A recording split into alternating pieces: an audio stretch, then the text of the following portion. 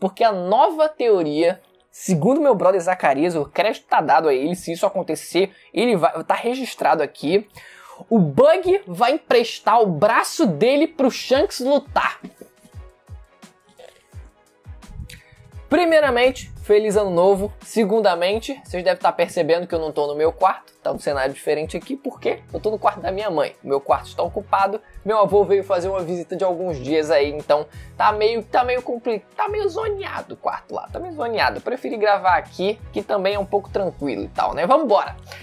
Gente, estive fora esses dias, por isso que tá saindo mais atrasado do que normalmente sai, porque vocês sabem como é que eu sou, né? Enfim, mas tardo e não falho. Não, tardo, mas não falho. Conjuga certo aí a frase. Galera, esse capítulo foi muito complicado, porque ele foi vazado em coreano. Normalmente é vazado em chinês e pelo visto os gringos começaram, tipo, ferrou. Agora não sei por que eu tô segurando o microfone. Ferrou. Ninguém parecia saber traduzir do coreano. Todo mundo só sabe traduzir do chinês. Ainda não é perfeito, mas pelo visto o pessoal tem mais prática de traduzir do chinês. Galera da Coreia, pelo visto, lá não conseguiu, né? Passar pra gente aí o negócio, o material em inglês, o pessoal que traduz aí, enfim.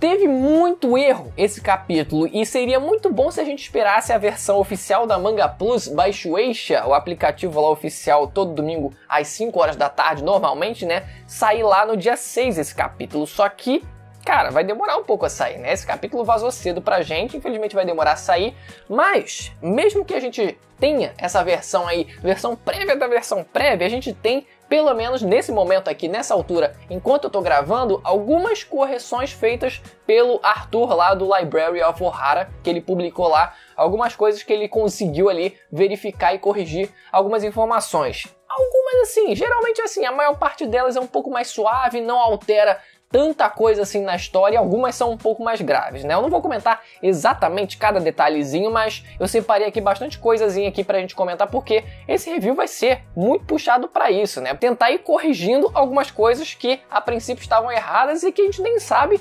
totalmente ainda se vão estar certas com essas correções. De fato, tem que esperar a versão oficial, mas enfim, vai demorar muito para sair. Até lá o review, né, ia ser como, né? Não ia sair nunca. O capítulo começa com eles lindamente em Water 7, com o Bug e o Shanks discutindo sobre o Polo Norte e o Polo Sul, onde é que é cada extremo, onde é que eles estavam. E isso lembra o primeiro flashback deles, onde eles estavam discutindo essa mesma questão, onde é que eles estavam. Não, fica no Polo Norte, não, fica no Polo Sul. Aquela mesma rixa dos dois e agora sendo reproduzida nesse flashback também.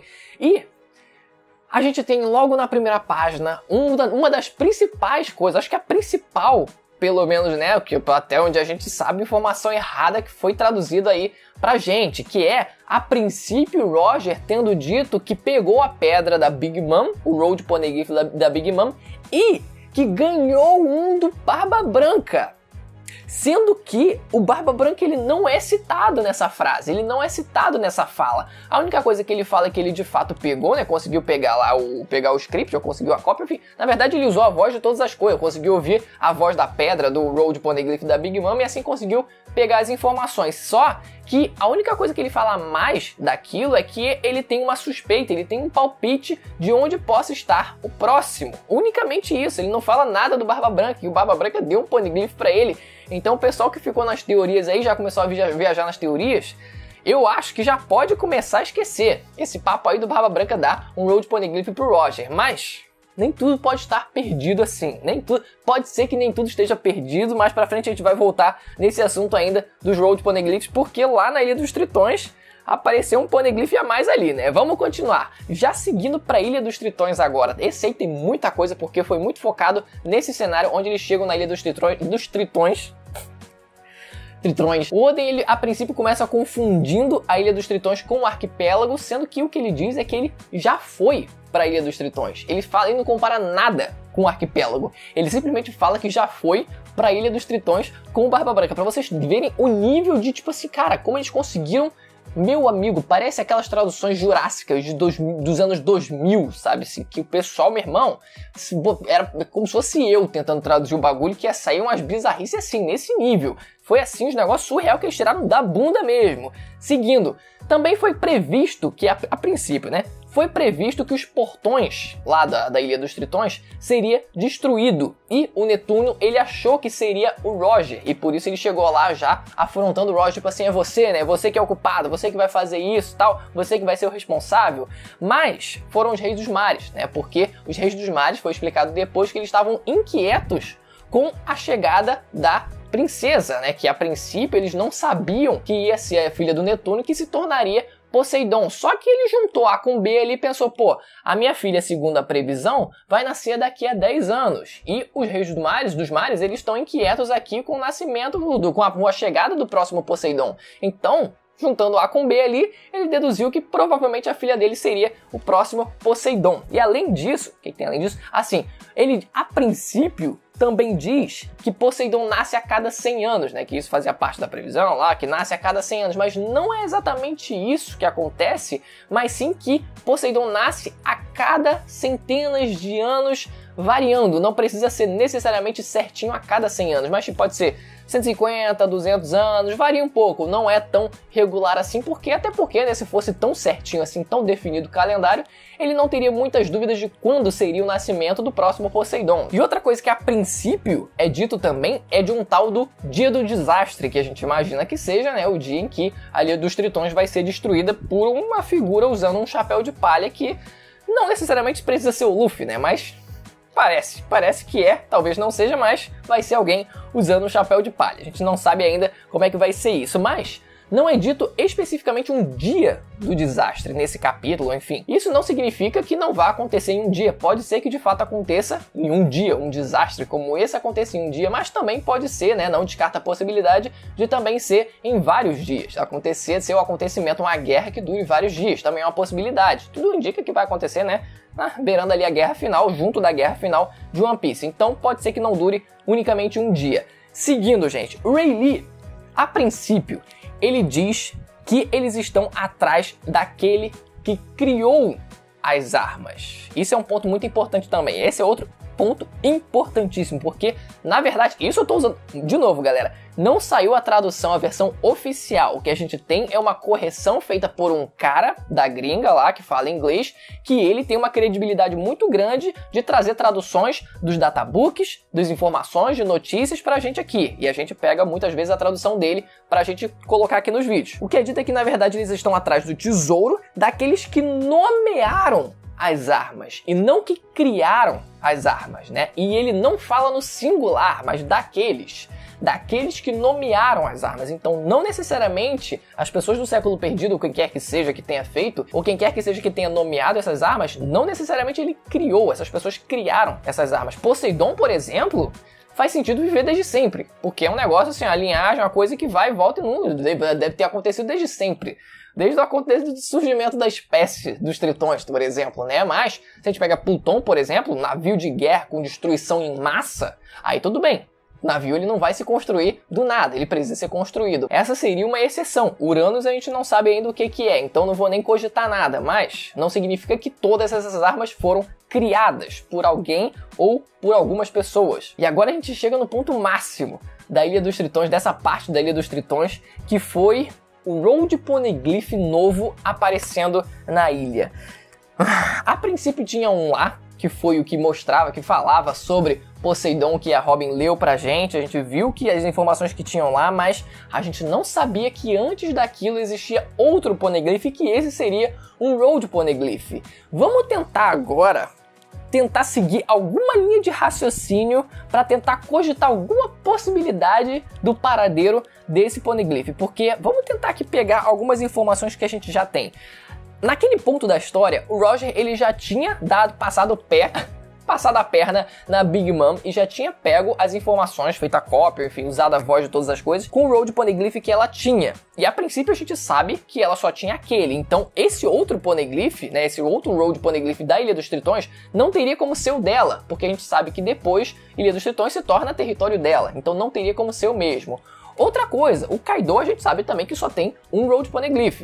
Então fica difícil imaginar que seria aquele. Pode ser, ainda que seja, pode até ser, mas assim, a história meio que induz a gente a acreditar que aquele é outro Road Poneglyph. A história induz a gente a pensar que aquele seja o último Road Poneglyph e faz a gente querer saber onde é que tá essa pedra, né? Não induz a gente a pensar que é o que tá agora com o Kaido, por exemplo. Induz a gente a pensar que é o último que tá faltando. E outra coisa também é que depois de um tempo, acredito que não naquele ponto da história ainda, mas a Ilha dos Tritões se torna território do Barba Branca. Até a morte dele era território do Barba Branca. Então, pode ser que ele tenha levado essa pedra ou tenha escondido essa pedra em outro lugar.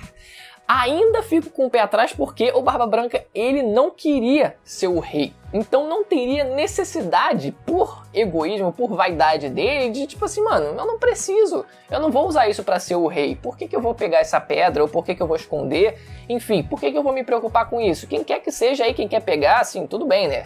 Claro, vai invadir o território dele, né? Mas seria complicado isso também, né? Mas pode ser que ele tenha feito isso só por uma precaução mesmo, né? Tipo, vou pegar a pedra aqui só pra, tipo, caso eu precise usar como uma moeda de troca em algum momento da história, só pra me precaver, só porque de fato é algo valioso pras pessoas, por mais que não seja pra mim, mas eu vou guardar aqui só por precaução. Pode ser.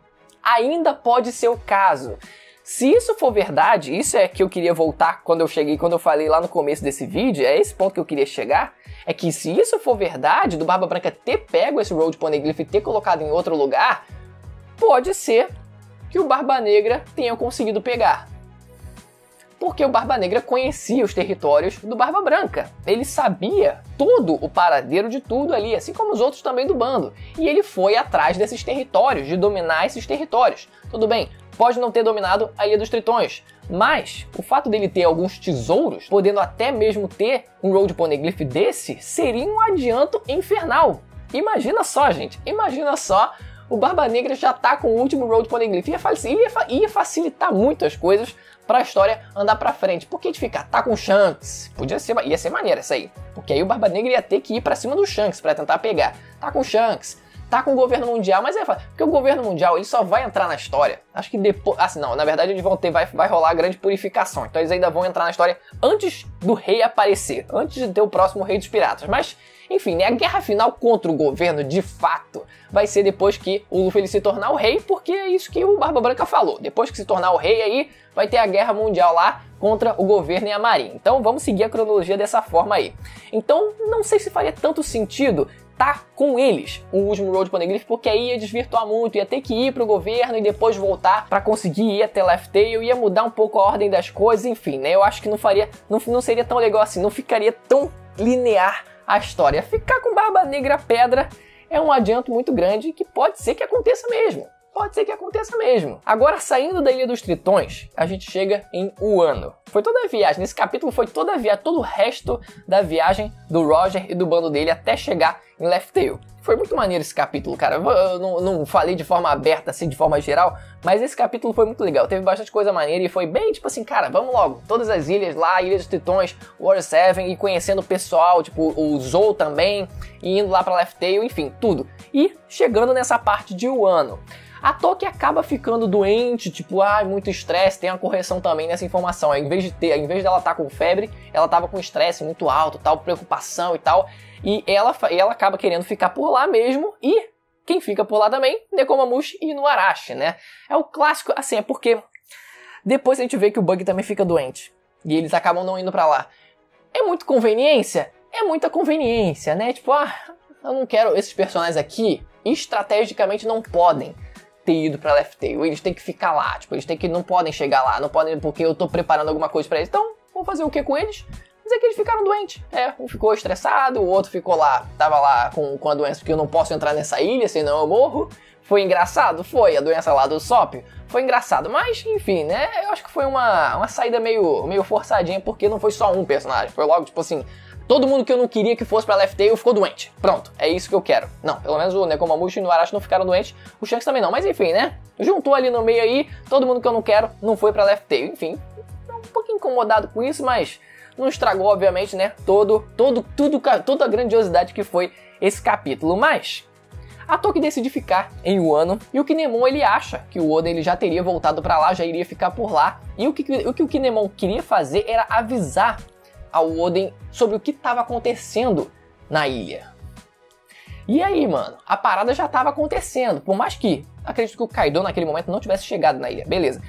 Mas o Orochi provavelmente já tava tramando alguma coisa. Já tava colocando o plano dele em ação, assim, explicitamente. Acredito eu. Porque pro Kinemon querer avisar o que tava acontecendo, é porque, assim, a coisa já tava, tipo assim, já não era segredo pra ninguém. Então ele queria avisar e o Oden, tipo assim, não quero nem olhar pra ilha, porque senão eu vou me sentir mal, vou pra frente. Ah, não quero saber desse problema, sabe? É que é responsabilidade, mano. Você tem essa responsabilidade como herdeiro do trono. Você vai ter que voltar até lá. E esse vai ser o seu maior momento. De tipo assim, mano, o país que você virou as costas, agora olha a situação dele, você vai ter que tentar fazer alguma coisa e ainda vai falhar morrendo. Mas enfim, a Toki mesmo faz questão, querendo que ele continuasse a viagem. Tipo assim, vai, esse é o seu sonho, segue o seu sonho, assim. Enfim, né? Mais uma vez a mulher fica em casa e o cara vai passear. Mas uma coisa em relação à cronologia da história, que aí eu fiquei meio... Peraí, deixa eu tentar entender aqui, porque o Oden ele fala naquele momento que daqui a 4 anos ele iria voltar para o Wano. É porque ele fala que não receberia a mesma recepção que estaria tendo ali naquele momento, com o Kinemon, etc, com o pessoal lá querendo, né, e feliz com a chegada dele lá. Ele fala que 4 anos depois, mais tarde, ele voltaria para o Wano, a princípio, porque o Roger... ele se torna rei dos piratas 25 anos atrás, agora considerando o tempo atual. Ele se torna rei 25 anos atrás. E ele fica ainda mais 1 ano com o bando dele lá desaparecido, segundo o capítulo 0. E 1 ano depois, 24 anos atrás, é a execução do Roger. Aí ele morre e começa a Era dos Piratas lá 24 anos atrás. Só que o Oden, 25 anos atrás, ele diz que daqui a 4 anos... ele não teria essa recepção. Então isso quer dizer que 21 anos atrás ele voltaria para o Wano. E a gente sabe que ele morre 20 anos atrás. Então, se a cronologia estiver certinha, se eu também raciocinei certinho, que eu acredito que sim, ele ainda vai chegar em 1 ano e ainda vai ficar vivo durante 1 ano. Ele vai chegar em 1 ano e vai ficar vivo durante mais 1 ano. Não vai ser algo de imediato, que ele vai morrer, ele vai chegar e logo a coisa vai explodir e ele já vai morrer logo de cara. Se eu estiver certo, se o Oda estiver certo também, se todo mundo estiver certo aí, seguindo exatamente a cronologia da história. Depois eles vão pra Zou, o Oden descobre que tem a ligação lá dos antepassados dele com a tribo Mink, etc. A gente sabe disso, nada demais, nenhum mistério ali. Mas antes deles irem para Laugh Tale, depois que eles conseguem, né, saber qual é a localização exata da ilha, né, antes deles partirem a princípio, porque estava tipo assim, agora a gente sabe para onde tem que ir, né, tipo, é quase como foi falado ali, a reta final da história, né, da Grand Line, da viagem deles, né, então antes deles traçarem o rumo final para Laugh Tale, o Bug fica doente. E o Shanks, ele decide ficar para trás também, e ele diz que um dia eles teriam o navio deles juntos. E a princípio, acredito eu, que iriam pra lá, né? Pra Laugh Tale. Pode ser que aconteça ainda. Ainda pode ser que isso aconteça. O Bug a gente sabe que, ele vai querer meter o pé agora com o Shichibukai abolido. Ele não vai ficar por lá. Se ele correr pra aba do Shanks, é assim, a saída mais segura que ele pode ter agora nesse momento. Por mais que ele, sei lá, tenha a rixa dele, ok. Mas tipo, mano, tem toda essa amizade que a gente tá vendo aqui. Que no fundo eles são amigos, eles se gostam. Então faz sentido ele correr pra aba do Shanks. Total sentido. E agora resta a gente ver se o Shanks ele também vai parar em Laugh Tale pra lutar contra o Barba Negra. Assim, a luta contra o Barba Negra, meu amigo, eu acho que não tem pra onde fugir. É o que tá pra acontecer, assim, né? Ainda não tá jogado na nossa cara pelos últimos acontecimentos, mas a construção de toda a história, da relação dos dois, é pra isso. É pra isso acontecer em algum futuro próximo. Pode ser que aconteça a luta deles. E agora, eu vou lançar uma aqui, que nem é minha. É do meu brother Zacarias. Ele lançou essa, eu fiquei, mano... essa é tão foda que eu não sei nem como ninguém pensou até hoje.